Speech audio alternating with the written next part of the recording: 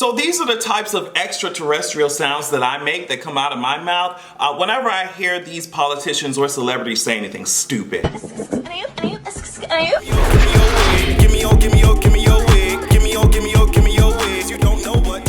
Yes, ma'am. That girl said, and I don't know if that girl was communicating through static electricity. I don't know if she was vocally using Morse code or something like that. I don't know. Like I said, if she was using some type of extraterrestrial language to communicate with us, but either way, we're going to need some type of interpreter, some type of translator to come down and let us know what the tea is. And since I'm talking about things that need to be deciphered, there's a whole lot of occurrences going on when it comes to the rap world, specifically when Trina and Nicki Minaj and all this shit. I'm just like, all right, I'm telling you right now, I'm not gonna talk about it. I'm tired of that shit and I don't know why she isn't. If y'all wanna go over there and check out that corny ass reality TV show ass drama, you can, but I just, the only thing that really came out of it that gave me joy was the fact that Megan Thee Stallion said she could not go on Queen Radio because she had some Vogue photo shoot that she could not move over. So I was like, sis, you have a Vogue? That's something that we would all like to see it. It's a hot girl summer, so I'm sure that will be reflected on the Vogue magazine.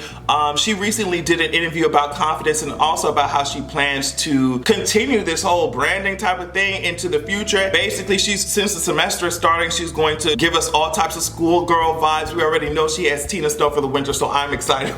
I'm excited about that. Something else that's happening in the music industry, we already know that Normani is coming back on the 16th with some music. She's blessing our ears. Now, speaking of blessing, we need to just go ahead and do like the Jehovah's Witness, just go door to door. But in this case, we just need to collect wigs from every stop so that we can present a powerful sacrifice to Queen Normani herself. I am excited about that. We're still on the music industry. The VMAs finally decided to give Missy Elliott this Michael Jackson Video Award, and it's just like, whoo, fine, like what been taking y'all so long? And then they went onto Twitter talking about, oh my God, Missy, congratulations. And of course, it's just like, oh my God, keep this disingenuous bullshit out of here. Missy Elliott should have been had the shit. I'm glad that we're giving it to her now, but it's just like, oh my goodness. Missy Elliott has been writing for our faves, producing for all of our faves, okay? A legend out here in these music streets, and I want all these innovators and boundary pushers in our communities, especially when it comes to artists,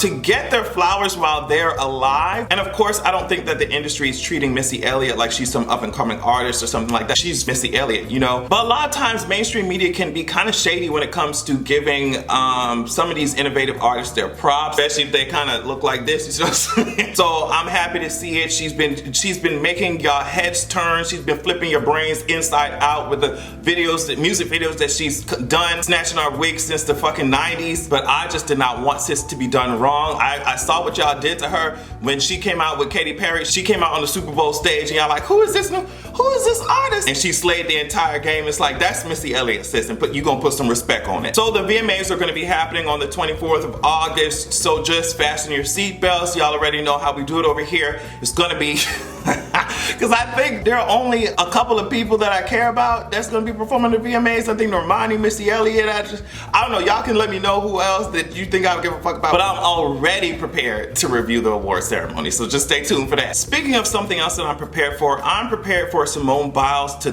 tuck and tumble and cartwheel and somersault and front flip right on my neck. You see what I'm saying? Right on my neck. Put your foot on my neck, sus, and I don't want you to lift it up until I'm passed out, all right? Sis, let me make sure. So hopefully I got this correctly. Simone Biles makes history by becoming the first woman to complete a triple-double on the floor and the first person ever to complete a double-double off beam. Now, I don't know what type of hieroglyphics, you know what I mean? I don't know what type of secret codes that shit is. You hoes talk about a triple-double, double-double. It doesn't matter. I saw a video of sis flipping through the air and shit. I said, sis, as soon as I launched off that beam, all my bones would have been broken.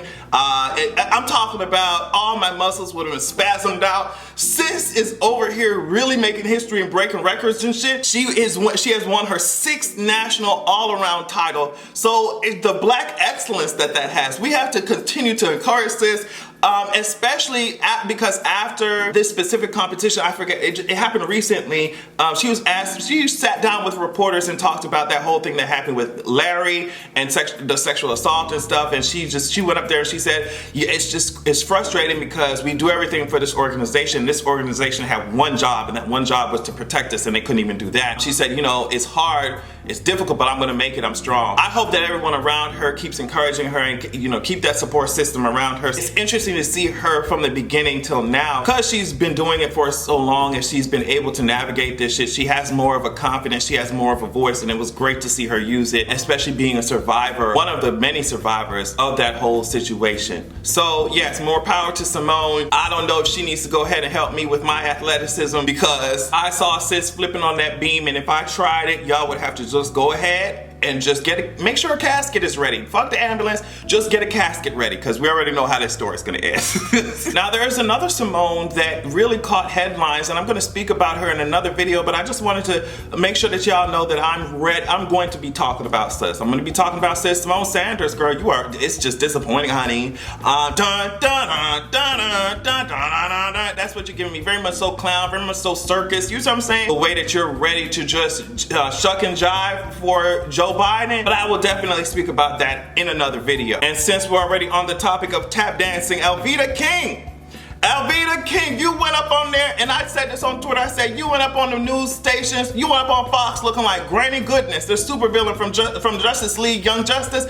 You went up there looking like Granny Goodness. You said in a tweet, you said, I am the niece of Dr. Martin Luther King Jr. As if like we're supposed to stand at attention, the niece of Dr. Martin Luther King Jr. speaking. We don't give a fuck, sus. We don't. She said, listen to my words. President Trump is not a racist. And she went onto Fox to just, spew. I don't know who's signing them checks, but she went up there and spewed all types of alt-right talking points, and it was just it was as frustrating to see as that thinning ass hair. It just, sis. And then the fact that you use Dr. Martin Luther King Jr. name as if it was some automatic qualifier and we should just, oh yeah girl, listen to her, she know what she talking about. Obviously you don't, sis. This is what Martin Luther King Jr. is doing to your ass. If you don't get your ass, he's in the grave like this. If you don't get your ass over here, sis, let's go. You know, but you're still not heeding, you're still not listening. It's just, whoo, girl, I know that I'm tired. You look tired in the face, and I can only imagine that MLK, even while he's resting, he's still tired. So get your ass out of here. Now, this is the last topic that I want to discuss before we end this video.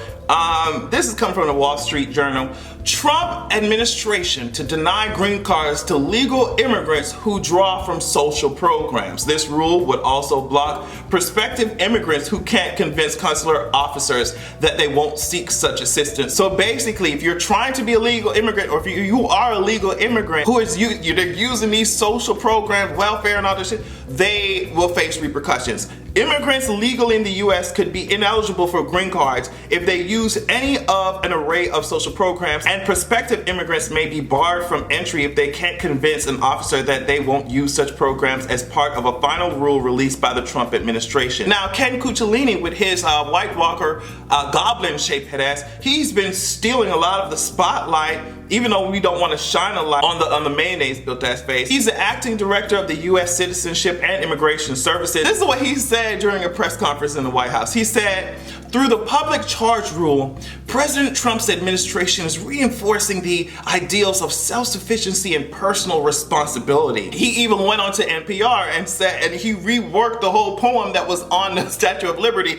and this is what he changed it to, give me your tired, your poor, who can stand on their own 2 feet. I'm just like, wow. This is one of the topics that I presented to you guys on Patreon for you guys to vote on. And of course, the winner, I'll write on the winning topic on Thursday. But this is one of the topics. It's just the slippery slope. We already know that Donald Trump ass is racist, right? The official voice for white nationalism. We know it. And that's why I always said, if you think that they're going to stop at illegal immigrants, and I hate that terminology, undocumented immigrants sounds so much better and has less of a dehumanizing connotation. But if you thought that they were going to stop at just them, because it's never been about following the rules, oh, illegal legal immigrant. It's never been about that. It's been about the fact that your ass is brown and you don't fucking belong here. That's what it is. So it went from dehumanizing undocumented immigrants to now trying to come at legal immigrants by saying, well, girl, if you're costing the country something, we don't need your ass here. And it's just like, if y'all would move that fake ass concern about costing the country to all these fucked up ass wars, the fact that these rich ain't paying taxes, Amazon ain't paid no goddamn taxes.